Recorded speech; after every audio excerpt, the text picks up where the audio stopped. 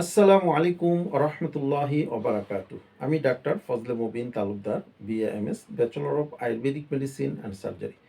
দীর্ঘদিন যাবৎ আয়ুর্বেদ চিকিৎসা সেবা দিয়ে আসছি এবং আয়ুর্বেদীয় ঔষধ প্রোডাকশন ও গবেষণা কাজের সাথে নিয়োজিত আছি আলহামদুলিল্লাহ।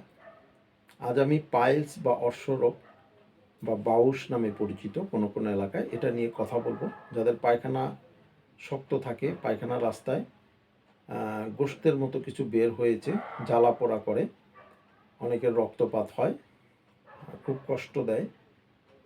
ভিডিওটি তাদের জন্য। ভিডিওটি না কেটে শেষ পর্যন্ত দেখতে থাকুন, ইনশাআল্লাহ আপনার সমস্যার সমাধান পেয়ে যাবেন। অর্শ বা পাইলস রোগটি প্রাচীনকাল থেকেই অনেক মানুষের হয়ে আসছে। এটার জন্য প্রাচীনকাল থেকেই ভেষজ চিকিৎসা অনেক পরিচিত। বর্তমান কালেও ভেষজ চিকিৎসা আছে, যদিও সবাই ঠিক মতো দিতে পারেন না। ভেষজ ঔষধের মাধ্যমে পাইলস বা অর্শরোগ নিরাময় সম্ভব। এটার জন্য অপারেশন প্রয়োজন হয় না, বিশেষ কারণ না থাকলে।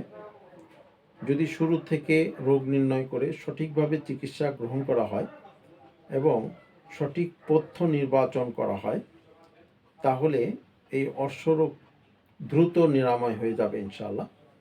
এজন্য পরিমিত পানি পান করতে হবে, নিয়মিত ঘুমোতে হবে, মাথায় তেল দিতে হবে এবং টেনশন থেকে বেঁচে থাকতে হবে।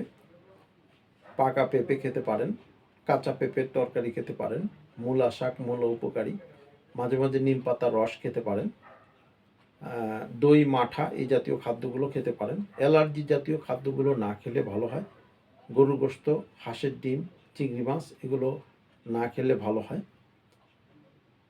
আমাদের চিকিৎসা পদ্ধতি সম্পর্কে বিস্তারিত জানতে নিচের বাটনে ক্লিক করুন, অথবা আমার সাথে সরাসরি অর্শরোগ নিয়ে কথা বলতে এই নাম্বারে কল দিন 01757667263।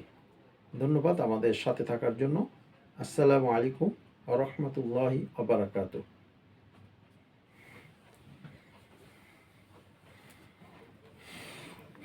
আর কি আছে?